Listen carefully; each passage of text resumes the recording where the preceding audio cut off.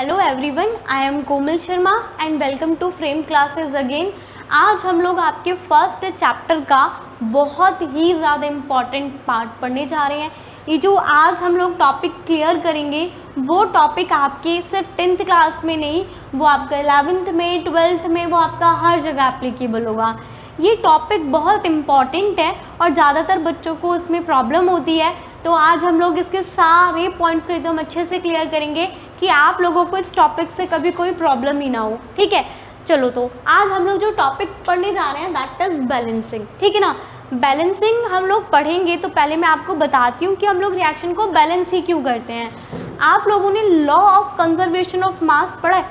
वो क्या कहता है, वो लॉ कहता क्या है? वो बस लॉ ये कहता है कि ना तो हम कभी मास को क्रिएट कर पाएंगे, ना कभी हम मास को डिस्ट्रॉय कर पाएंगे। ठीक है, तो हम अपनी रिएक्शन लेते हैं। एक तरफ रिएक्टेंट होता है जो रिएक्शन में पार्टिसिपेट करते हैं। ठीक है ना, रिएक्टेंट कौन होते हैं? जो रिएक्शन में पार्टिसिपेट करते हैं।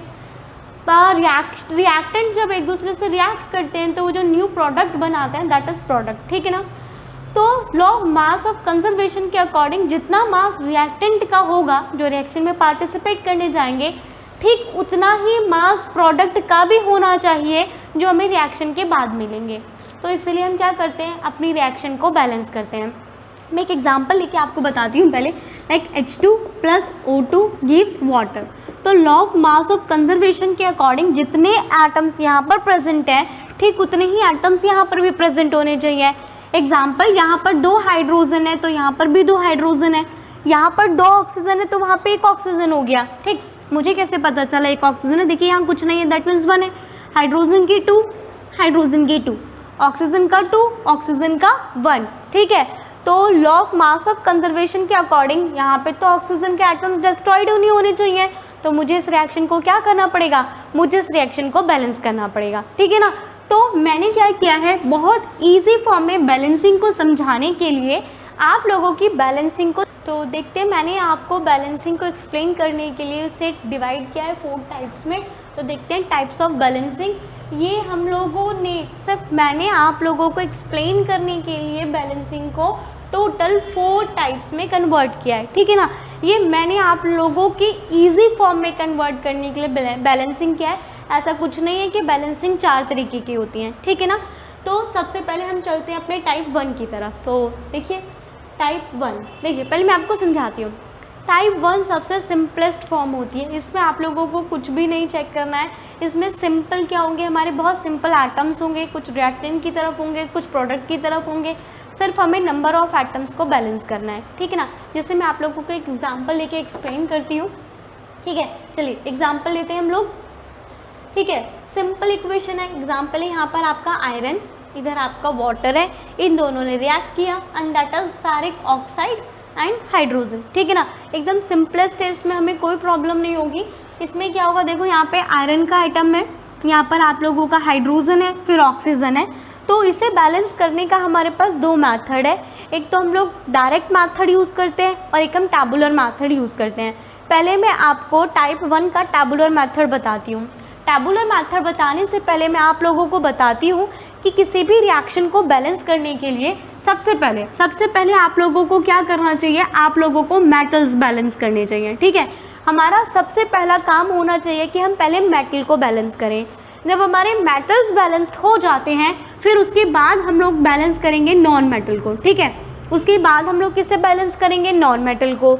जब हमारे नॉन मेटल बैलेंस्ड हो जाएंगे हम फिर से एक बार चेक करेंगे क्या अभी हमारे मेटल बैलेंस्ड है या नहीं है। ठीक है, अगर अब हमारे मेटल बैलेंस्ड है तो ठीक है, अगर मेटल डिसबैलेंस्ड हो गए तो उन्हें फिर से बैलेंस कर लीजिए। जब ये दोनों बैलेंस्ड हो जाएंगे लास्ट में हम ऑक्सीजन और हाइड्रोजन को बैलेंस करते हैं। ऑक्सीजन और हाइड्रोजन को बैलेंस करने का काम सबसे लास्ट में होता है। तो देखिए पहले टैबुलर फॉर्म में हम क्या करते हैं, सबसे पहले हम लोग लिखेंगे एटम्स। ठीक है, तो देखिए यहाँ पर मेरे पास कौन कौन से एटम्स है। यहाँ पर मेरे पास आयरन है, ठीक आयरन है, देन मेरे पास हाइड्रोजन है और फिर मेरे पास ऑक्सीजन है। तो इधर हम लिखेंगे रिएक्टेंट में कितने एटम है, फिर हम लिखेंगे प्रोडक्ट में कितने एटम्स हैं।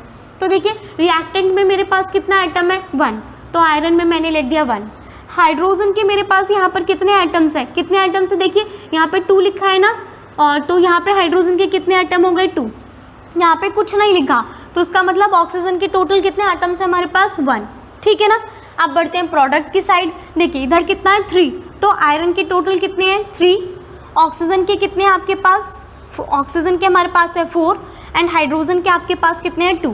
तो मैंने कहा आप लोगों को सबसे पहले आप किसे बैलेंस करेंगे, आप मेटल को बैलेंस करेंगे, आयरन हाइड्रोजन ऑक्सीजन, सबसे इन तीनों में मेटल कौन है आयरन, तो आयरन को बैलेंस कीजिए। प्रोडक्ट में कितने हैं 3, रिएक्टेंट में कितना है 1, तो रिएक्टेंट में भी कितने होने चाहिए 3, तो इसलिए मैं रिएक्टेंट की साइड किससे मल्टीप्लाई कर दूंगी 3 से, तो ये मैंने कर दिया 3 से मल्टीप्लाई, ठीक है ना। अब देखिए आप लोगों के आयरन के कितने एटम्स हो गए 3 1 जा 3, ठीक है, आयरन के कितने हैं 3, हाइड्रोजन के कितने हैं 2, ऑक्सीजन का कितना है 1। प्रोडक्ट में चलते हैं, आयरन के 3, ऑक्सीजन के 4 और हाइड्रोजन के कितने हैं 2। अब आप लोग देखिए ऑक्सीजन, अब मेटल बैलेंस्ड हो गया, नॉन मेटल ऑक्सीजन और हाइड्रोजन के अलावा है नहीं, तो मैं उन्हीं को बैलेंस करती हूँ। तो हाइड्रोजन तो मेरा ऑलरेडी बैलेंस्ड है, अब मुझे ऑक्सीजन को बैलेंस करना है, तो ऑक्सीजन के प्रोडक्ट में 4 हैं, तो मुझे रिएक्टेंट में भी कितने बनाने पड़ेंगे 4, तो रिएक्टेंट में मेरे पास 1 थे, तो 1 की मल्टीप्लाई मैं किससे कर दूंगी 4 से कर दूंगी। तो यहाँ पर मेरे पास क्या है ऑक्सीजन है, रिएक्टेंट में मुझे 4 की मल्टीप्लाई करनी है, तो रिएक्टेंट में ऑक्सीजन यहाँ पे है, तो मैं इसकी मल्टीप्लाई किससे कर दूंगी 4 से कर दूंगी। अब मैं अपनी दोबारा से टेबल बना के चेक करती हूँ, तो दोबारा से टेबल बनाते हैं। देखिए आयरन के कितने हैं 3, अब देखो हाइड्रोजन के कितने हुए, यहाँ पे 2 थे, लेकिन इस कंपाउंड के आगे आप लोगों ने 4 लगा दिया, तो अब इस सब की मल्टीप्लाई 4 से होगी, तो 2 4 जा 8, तब आप मेरे पास अब हाइड्रोजन के टोटल कितने हो गए 8 एंड 4 1 जा 4, तो ऑक्सीजन के मेरे पास कितने हो गए 4। अब प्रोडक्ट में चलते हैं, आयरन के टोटल कितने आइटम है 3, ऑक्सीजन के कितने हो गए 4 एंड हाइड्रोजन के 2। अब आप देखिए आयरन बैलेंस्ड है, ऑक्सीजन बैलेंस्ड है, पर अब हाइड्रोजन के डिसबैलेंस्ड हो गए, इधर 8 है इधर 2 है, तो अब इस साइड प्रोडक्ट की साइड बैलेंस करने के लिए मुझे 2 को 8 बनाने के लिए किससे मल्टीप्लाई करना पड़ेगा 4 से, तो आप लोग यहाँ पे किससे मल्टीप्लाई कर दोगे 4 से। और अब आप लोग दोबारा टेबल बनाइए और चेक कीजिए बैलेंस्ड है या नहीं। आयरन का 3, हाइड्रोजन का 8, ऑक्सीजन का 4, ठीक है। प्रोडक्ट में आयरन 3, ऑक्सीजन 4, हाइड्रोजन 8 हो गई आपकी बैलेंस, ठीक है। तो ये टाइप 1 जिसमें एकदम सिंपल रिएक्शन होगी, उसमें हम सिंपलेस्ट सारी चीज़ों को बैलेंस कर लेंगे, ठीक है ना। हाइड्रोजन गैस क्या होती है, हाइड्रोजन गैस होती है आपकी H2, ठीक है, कंबाइन विद नाइट्रोजन, किससे रिएक्ट कराना है मुझे नाइट्रोजन से कराना है, टू फॉर्म अमोनिया। अमोनिया का फॉर्मूला क्या होता है बच्चों, अमोनिया का फॉर्मूला होता है NH3, ठीक है ना, NH3। हम इसे दोनों तरीके से बैलेंस करते हैं, टेबुलर फॉर्म में भी बैलेंस करते हैं, ठीक, और टेबुलर फॉर्म के साथ साथ हम इसे डायरेक्ट मेथड से भी करते हैं। पहले मैं आपको से टेबुलर मेथड से बैलेंस करके दिखाती हूँ। टेबुलर मेथड के लिए हम यहाँ पर क्या लिखेंगे, एटम्स लिखेंगे, ठीक है, फिर क्या लिखेंगे रिएक्टेंट में कितने प्रेजेंट है नंबर ऑफ एटम्स, उसके बाद हम कहाँ पर लिखेंगे प्रोडक्ट में लिखेंगे। चलो अब बताओ मुझे आप लोग क्या क्या है, एटम सिर्फ हाइड्रोजन है और कौन सा एटम है सिर्फ नाइट्रोजन, इस पूरी रिएक्शन में सिर्फ 2 ही एटम प्रेजेंट है।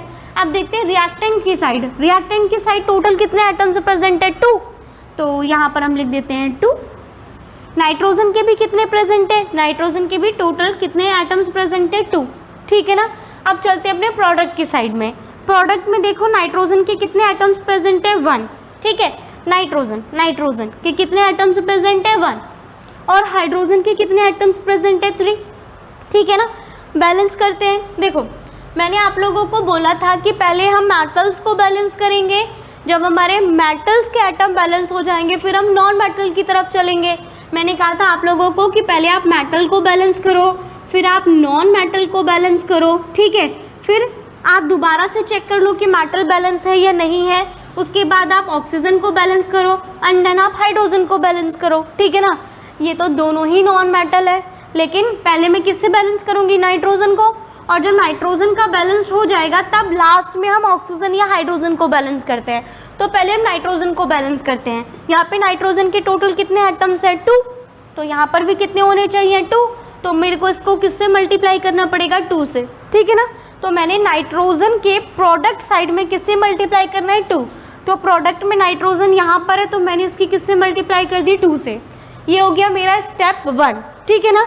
अब जब हम लोगों ने एक चीज़ को बैलेंस कर लिया है तब हम क्या करेंगे, एक और टेबल बनाएंगे, ठीक, दैट इज स्टेप 2। अब इस रिएक्शन का हम लोग क्या करेंगे, दोबारा से टेबल बनाएंगे स्टेप 2 में। तो मैं तो यहीं पर इसको ठीक कर रही हूँ, आप लोग दोबारा से टेबल को बनाइएगा स्टेप 2 लिखकर। तो एटम्स तो वही रहेंगे, रिएक्टेंट और प्रोडक्ट में अब एटम्स को हम दोबारा चेक करते हैं। तो अब देखिए अभी भी हाइड्रोजन के कितने एटम्स प्रेजेंट है, 2। नाइट्रोजन के रिएक्टेंट में अभी कितने प्रेजेंट है, 2।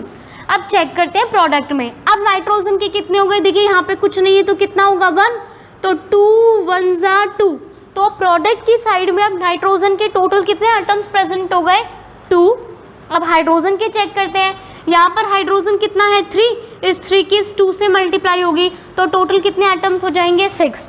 आप लोग ज़रा एक बार मेरी बात देखिएगा, अगर मैं ऐसे लिख रही हूँ, ऐसे CaO और मैंने इसके आगे लगा दिया 3, तो यहाँ पर कैल्शियम का भी 1 एटम है, ऑक्सीजन का भी 1 एटम है। अब इसके आगे मैंने एक नंबर लिख दिया, अब इस नंबर की मल्टीप्लाई होगी, कैल्शियम का 1 की मल्टीप्लाई 3 से होगी, तो 3 1 जा 3।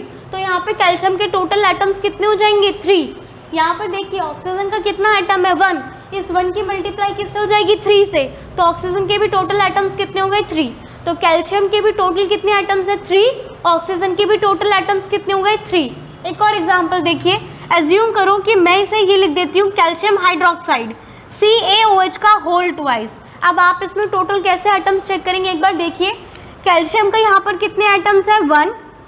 ऑक्सीजन का 1, हाइड्रोजन का 1, पर आप देख रहे हैं ये आप लोगों ने क्या लिखा हुआ है, होल ट्वाइस। अब आपको इस 2 की मल्टीप्लाई इन दोनों से करनी होगी, तो ये कितना हो जाएगा, 2 1 जा 2, ये भी कितना हो जाएगा, 2 1 जा 2, ठीक है। और अब इनकी मल्टीप्लाई इससे होगी, तो कैल्शियम की 1 से मल्टीप्लाई होगी 3, तो कैल्शियम के टोटल एटम्स कितने हो गए, 3।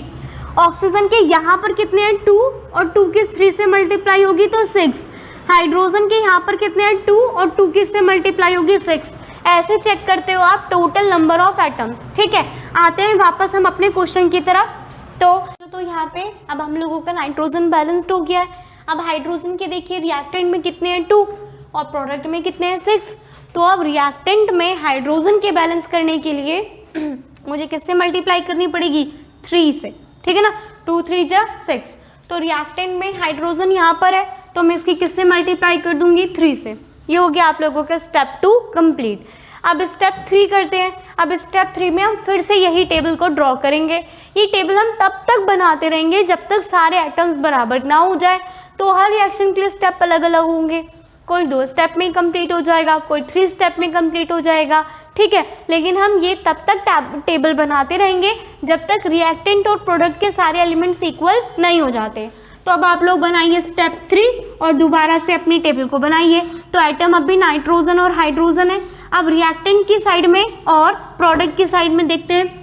रिएक्टेंट में अभी नाइट्रोजन के कितने हैं, 2, हाइड्रोजन के कितने हो गए, 6, ठीक है। प्रोडक्ट साइड में देखते हैं, नाइट्रोजन के 1, 2 1 जा 2 एंड हाइड्रोजन के 3, 3 2 जा 6। अब आप लोग देखिए नाइट्रोजन के भी बैलेंस्ड हो गए, हाइड्रोजन के भी बैलेंस्ड हो गए। तो ये हो गया आपका क्या, ये हो गई आपकी रिएक्शन कंप्लीट, ठीक है ना, बैलेंस्ड हो गई। चलो अब हम लोग चलते हैं टाइप 2 की तरफ। टाइप 2 को एक्सप्लेन करने के लिए मैं आप लोगों को एग्जांपल देती हूँ और फिर मैं बताती हूँ कि मैंने टाइप 2 में किस टाइप के रिएक्शंस को रखा है। तो देखते हैं कि एग्जाम्पल देखते हैं, ठीक है। देखिए एग्जाम्पल है बेरियम क्लोराइड। पहले मैं कंपाउंड लिखती हूँ बेरियम क्लोराइड। मैं आप लोगों को बेरियम क्लोराइड बनाना बता चुकी हूँ एक्सरसाइजेज में, ठीक है। अगर आप लोगों ने एनसीईआरटी का एक्सरसाइज नहीं देखे हैं तो आप लोग उस वीडियो को ज़रूर देखिए। Barium is Ba। मैं एक कंपाउंड बना के दिखाऊंगी, बाकी सब आप लोग बनाना। क्लोराइड के लिए हम क्लोरीन यूज़ करते हैं। आप लोगों ने 9th क्लास में पढ़ा है बेरियम की वैलेंसी कितनी होती है, 2 एंड क्लोरीन की वैलेंसी 1। अब आप लोग इस तरीके से क्रॉस मल्टीप्लाई करते थे तो क्या बनेगा, ये बनेगा Ba1 एंड Cl2, ठीक है ना। 1 हम रिप्रेजेंट नहीं करते तो बेरियम क्लोराइड का फॉर्मूला क्या हुआ, BaCl2। इसी तरीके से मैंने सारे कंपाउंड्स को बना के दिखाया है आपकी एक्सरसाइज में, आप एक बार उसे चेक कीजिए। तो बेरियम क्लोराइड क्या हो गया मेरे पास, BaCl2 प्लस किससे रिएक्ट करा, aluminium sulphate that is Al2SO4 का whole thrice gives what, gives barium sulphate. Barium sulphate is BaSO4 plus aluminium chloride AlCl3। अब देखिए मैंने टाइप 2 में क्या रखा, आप इसको बहुत आराम से समझिए, आपको रिएक्शन की बैलेंसिंग बहुत इजी लगने लगेगी अगर आप लोग ये समझना सीख जाएं कि वो कौन से टाइप में आएगा। मैंने टाइप 2 में उन रिएक्शंस को रखा जिसमें रिएक्टेंट के जो कंपाउंड्स थे वो एज इट इज़ प्रोडक्ट में कन्वर्ट हो गए। देखिए यहाँ पे सल्फेट है ना, आप देखिए प्रोडक्ट में भी वो सल्फेट ही रहा, ठीक है ना। मैंने इस टाइप में वो रिएक्शंस रखी जिसमें रिएक्टेंट के कुछ कैटाइंस या anions as it is product में रहे। यहाँ पे सल्फेट था, प्रोडक्ट में जाकर भी वो सल्फेट ही रहा, सल्फेट किसी दूसरी चीज़ में कन्वर्ट नहीं हुआ। ऐसे अगर मान लो, ऐसे एज्यूम कर लो कि मैं यहाँ पे लेड नाइट्रेट ले लूँ PbNO3, ठीक है ना, का होल ट्वाइस, और इसकी रिएक्ट करा दूँ मैं पोटेशियम आयोडाइड से, और ये बन जाए पोटेशियम नाइट्रेट और साथ में बन जाए ये लेड आयोडाइड, ठीक है। तो देखिए यहाँ पर भी ये क्या है, नाइट्रेट है, ठीक है ना, रिएक्टेंट की साइड में क्या है, नाइट्रेट है, और प्रोडक्ट की साइड में भी वो क्या रहा, प्रोडक्ट की साइड में भी वो नाइट्रेट ही रहा। नाइट्रेट किसी दूसरे कंपाउंड में कन्वर्ट नहीं हुआ। लाइक नाइट्रेट आपका NO2 में नहीं बदला, नाइट्रोजन में नहीं बदला, ऑक्सीजन में नहीं बदला, नाइट्रेट नाइट्रेट की फॉर्म में ही रहा। ऐसे अगर मैं बोलूँ कि यहाँ पे मान लो पोटेशियम हाइड्रोक्साइड है और इधर जाके कुछ भी बने लेकिन वो हाइड्रोक्साइड की टर्म में ही रहे, हाइड्रोक्साइड उधर जाके वाटर में ना बदले, ऑक्सीजन में ना बदले, हाइड्रोजन में ना बदले, तो मैंने इस टाइप को रखा है आपके टाइप 2 में, जिसमें आपका सल्फेट उधर जाके सल्फेट रहे, इधर अगर नाइट्रेट है तो प्रोडक्ट में भी नाइट्रेट रहे, अगर रिएक्टेंट में हाइड्रोक्साइड है तो वो प्रोडक्ट में भी हाइड्रोक्साइड ही रहे। तो इस टाइप की रिएक्शंस को बैलेंस करने के लिए हम लोगों ने क्या किया, इस टाइप की रिएक्शन को बैलेंस करने के लिए हम क्या करेंगे, देखना एक बार, हम लोग इस तरह से लेंगे आपके जो एटम्स थे, ठीक है ना, एटम्स क्या है इसमें, बेरियम है, Ba है, क्लोराइड क्लोरीन है, एल्यूमिनियम Al है, और सल्फेट को मैं सल्फेट ही यूज़ कर रही हूँ SO4, ठीक है ना, क्योंकि रिएक्टेंट में भी सल्फेट था, प्रोडक्ट में भी वो सल्फेट ही रहा, इसीलिए मैं उसे सल्फेट ही लिख रही हूँ, ठीक है ना। मैं सल्फेट को सल्फर और ऑक्सीजन अलग नहीं कर रही, सिर्फ टाइप 2 के लिए एप्लीकेबल है। अगर आपने इसे बाकी रिएक्शंस में यूज़ कर लिया तो आपकी बैलेंसिंग होगी नहीं, वो गलत हो जाएगी, ठीक। तो इस चीज़ का ध्यान रखिए, अगर रिएक्टेंट में सल्फेट है तो प्रोडक्ट में भी वो सल्फेट रहेगा, तब आप उसको यहाँ पर यूज़ कर सकते हैं एज अ सल्फेट ही, तब आप सल्फर और ऑक्सीजन को सेपरेट मत कीजिए, ठीक है ना।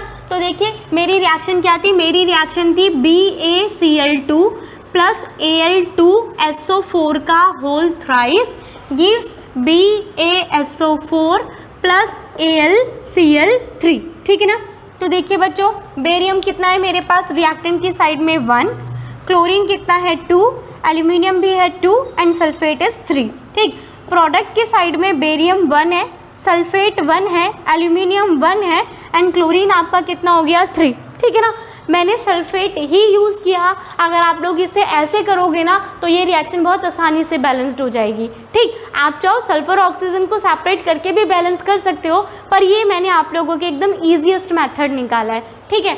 अब देखिए सबसे पहले मेटल को बैलेंस करना है, तो मेटल है बेरियम एंड एल्यूमिनियम, बेरियम तो बैलेंस्ड है, एल्यूमिनियम को बैलेंस करना है। तो देखिए रिएक्टेंट की साइड में एल्यूमिनियम के कितने हैं 2 और प्रोडक्ट में कितने हैं 1, तो मैं क्या करूँगी, प्रोडक्ट में जहाँ पर एल्यूमिनियम है वहाँ किससे मल्टीप्लाई कर देती हूँ 2 से, तो इधर मैंने किससे मल्टीप्लाई की 2 से।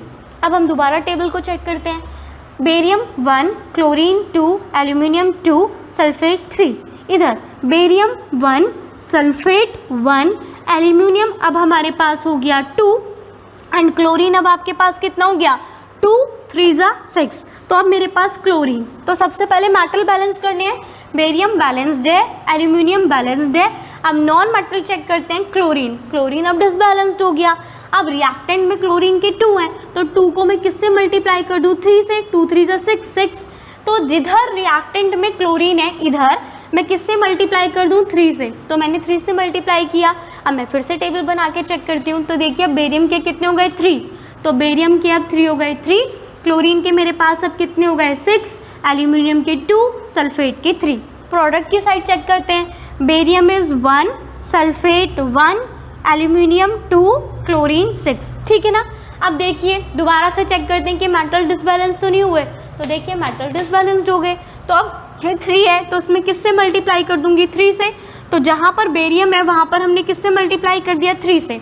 तो अब आप देखिए सल्फेट भी तो कितने हो गए 3, तो सल्फेट 3 हो गई आपकी रिएक्शन बैलेंस। चेक कर लो, barium 3, chlorine 6, aluminium 2, sulphate 3, barium 3, sulphate 3, aluminium 2, chlorine 6, हो गई आपकी रिएक्शन बैलेंस। ठीक है, तो ये कौन सा टाइप हुआ, टाइप 2। इसके नेक्स्ट एग्जाम्पल देखते हैं।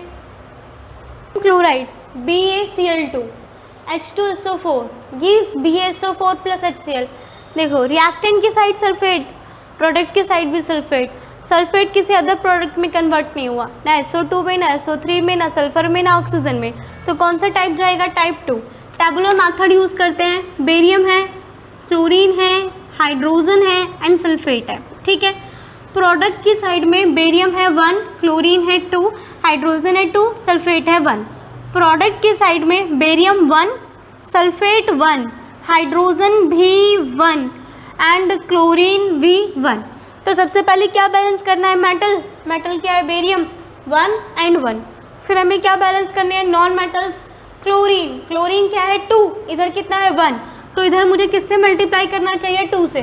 तो पहले मैं रिएक्शन लिख लेती हूँ, BaCl2 plus H2SO4 gives BaSO4 plus HCl। तो मुझे क्या करना है, जिधर क्लोरीन है उधर किससे मल्टीप्लाई करनी है 2 से, कर दिया मल्टीप्लाई 2 से। तो स्टेप 2 में दोबारा से अपना क्या करते हैं, टेबल दोबारा से ड्रॉ करते हैं चलो। Barium 1, chlorine 2, hydrogen 2, sulphate 1। इधर बेरियम 1, सल्फेट 1, क्लोरीन अब 2 हो गया, क्लोरीन 2 हो गया एंड हाइड्रोजन भी हमारा कितना हो गया 2।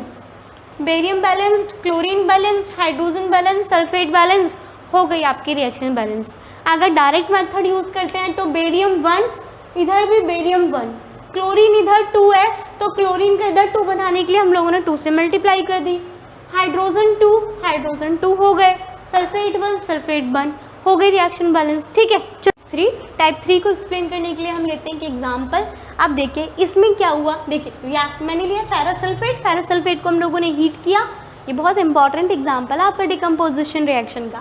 फेरस सल्फेट को हमने हीट किया, डिकम्पोज किया ferric oxide, sulphur trioxide and sulphur dioxide में। वो सल्फेट गलत है, that is SO2, sulphur dioxide. ठीक है ना। अब देखो यहाँ पे सल्फेट है, टाइप 2 में सल्फेट ही रहा था। टाइप 3 में क्या हुआ, जो आपका सल्फेट है ना वो डिकम्पोज हो गया किसी अदर चीज़ में। आपका सल्फेट ने ऑक्साइड भी निकाला, सल्फर ट्राईऑक्साइड भी निकाला और सल्फर डाइऑक्साइड भी निकाला। दैट इज़ टाइप 3 कि अगर हमारे रिएक्टेंट में सल्फेट है तो वो सल्फेट नहीं रहा, वो अदर पार्ट में कन्वर्ट हो गया। नाइट्रेट है तो वो नाइट्रेट नहीं रहा, वो किसी और चीज़ में कन्वर्ट हो गया। हाइड्रोक्साइड रिएक्टेंट में था पर उधर जाके वो वाटर या हाइड्रोजन या ऑक्सीजन में कन्वर्ट हो गया। ठीक है, that is what type 3 reaction. ठीक है ना। तो एक एग्जांपल नहीं है इसका, देखो एग्जांपल है, इसी को बैलेंस करते हैं। हम लोग को एटम्स लेने हैं। एटम क्या है, आयरन।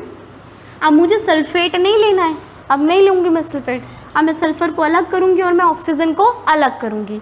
ठीक है ना। तो टाइप 2 में भी आप ऐसा कर सकते हो, पर अगर टाइप 2 को आप सल्फेट की फॉर्म में लेके करोगे तो बहुत आसानी से बैलेंस्ड हो जाएगा, तब आपको ज़्यादा चीज़ें यूज़ नहीं करनी पड़ेंगी। ठीक, अब टाइप 3 में तो हमारी मजबूरी हो गई है कि सल्फेट को सल्फर अलग करो, ऑक्सीजन अलग करो, क्योंकि वो अलग अलग पार्ट में कन्वर्ट हुआ। ठीक है ना। अब हम कहाँ पर चलते हैं, रिएक्टेंट की साइड चलते हैं। रिएक्टेंट के आइटम और प्रोडक्ट के आइटम को काउंट करते हैं। यहाँ पर आपका रिएक्टेंट में आयरन का कितना है 1, सल्फर का भी 1 एंड ऑक्सीजन का टोटल कितना है 4। इधर मेरे पास आयरन के टोटल कितने हैं 2 एंड सल्फर की 1 इधर है 1 इधर है, तो सल्फर के टोटल कितने हैं 2 एंड ऑक्सीजन का काउंट करो 3 + 3 6, 6 + 2 5। ठीक है। मैंने आप लोगों से कहा सबसे पहले आप किसको बैलेंस कीजिए, मेटल, एंड मेटल क्या है आयरन, तो सबसे पहले मुझे आयरन को बैलेंस करना है। तो इधर 1 इधर 2, तो रिएक्टेंट की साइड मुझे आयरन के कंपाउंड में 2 से मल्टीप्लाई करनी होगी। ठीक है ना। तो कर देते हैं। इधर आप लोगों ने किससे मल्टीप्लाई की 2 से। अब दोबारा से टेबल चेक करते हैं, दोबारा टेबल बनाते हैं। आयरन का कितना है 2, अब सल्फर का भी कितना हो गया 2 एंड आपके ऑक्सीजन का कितना हो गया, ऑक्सीजन का हो गया हमारे पास 8। ठीक है ना। अब इधर देखते हैं आयरन के टोटल एलिमेंट्स कितने हैं 2, ठीक है, ऑक्सीजन के 3, 3 + 3 6 एंड 6 + 2 8। मैंने यहाँ पे 5 कैसे लिखा, वो गलत हो गया। इधर 3 3 + 3 6 एंड 2, टोटल कितने हो गए 8, ठीक है। एंड सल्फर के 1 एंड 1 2 हो गई आप लोगों की रिएक्शन बैलेंस्ड। आयरन के 2, सल्फर के 2 एंड ऑक्सीजन का 8, that is my balanced reaction, ठीक है ना। तो टाइप 3 में आप लोगों का ऐसा होगा कि यहाँ सल्फेट होगा वो किसी और टर्म में कन्वर्ट होगा, या हाइड्रोक्साइड होगा वो किसी और टर्म में कन्वर्ट होगा, या नाइट्रेट किसी और टर्म में कन्वर्ट होगा, ठीक है ना। चलिए इसके कुछ और एग्जाम्पल्स लेते हैं। Nitric acid react with calcium hydroxide and calcium nitrate and water is formed. अब आप लोग देखो, नाइट्रेट है, ठीक, इधर भी नाइट्रेट है, ठीक है ना, इधर आपका हाइड्रोक्साइड है और इधर मेरा क्या बन गया, वाटर। हाइड्रोक्साइड किस में कन्वर्ट हो गया, वाटर में। तब मैं इसे कैसे बैलेंस करूँगी, मैं इसको डायरेक्ट मेथड से बैलेंस करके आप लोगों को दिखाती हूँ। देखो यहाँ पर पहले मेरे को मेटल्स ढूंढने हैं, मेटल्स को पहले मैं बैलेंस करूँगी। एच और ऑक्सीजन तो बाद में बैलेंस करते हैं, पहले मेटल्स ढूंढते हैं। तो मेटल यहाँ पे क्या है, कैल्शियम, इधर भी आप लोगों का क्या है, कैल्शियम, दोनों 1 1 है, हो गया ना बैलेंस्ड। अब मेरा काम है नॉन मेटल्स को ढूंढना। इधर नाइट्रेट के कितने हैं 1, और देखिए इधर NO3 का होल ट्वाइस है, तो इधर नाइट्रेट के कितने हैं 2, तो मुझे इधर भी नाइट्रेट के कितने करने हैं 2, तो मैंने इधर किससे मल्टीप्लाई कर दी 2 से, ठीक है ना। अब आप लोग देखिए कैल्शियम का 1 है, उधर भी कैल्शियम का 1 हो गया, उधर नाइट्रेट के 2 है, इधर भी नाइट्रेट के 2 हो गए। अब हम लोगों को चेक करने हैं हाइड्रोजन। इधर हाइड्रोजन के टोटल कितने एटम्स हैं 2, और इधर हाइड्रोजन के टोटल एटम्स कितने हैं 2, ठीक है ना। इधर हाइड्रोजन का कितना है 1, इसकी 2 से मल्टीप्लाई होगी, इधर ऑक्सीजन का 1 है, इसकी 2 से मल्टीप्लाई होगी, तो यहाँ पर ऑक्सीजन भी 2 एंड हाइड्रोजन भी 2 है। हाइड्रोजन 2 हाइड्रोजन 2 2 एंड 2 4, तो रिएक्टेंट की साइड में हाइड्रोजन के टोटल कितने हैं 4, तो प्रोडक्ट की साइड में भी हाइड्रोजन के कितने होने चाहिए 4, तो मुझे इसकी किससे मल्टीप्लाई करनी है 2 से मल्टीप्लाई करनी है। तब ऑक्सीजन के कितने हो गए 2, ठीक है, ऑक्सीजन के कितने हो गए 2। ये तो नाइट्रेट वाला ऑक्सीजन है, नाइट्रेट वाला ऑक्सीजन में काउंट नहीं करी, नाइट्रेट के अलावा ऑक्सीजन में काउंट कर रही हूँ, क्योंकि नाइट्रेट की फॉर्म में ही रहा, इसलिए मैं नाइट्रेट के ऑक्सीजन को काउंट नहीं करूँगी। तो इधर ऑक्सीजन के 2 है, इधर भी ऑक्सीजन के 2 है, हो गई आपकी रिएक्शन बैलेंस्ड। अगर मैं इसे टैबुलर फॉर्म में कन्वर्ट करती हूँ तो देखिए कैल्शियम है, ठीक है ना, जो मैंने बैलेंस किया उसे मैं हटाती हूँ।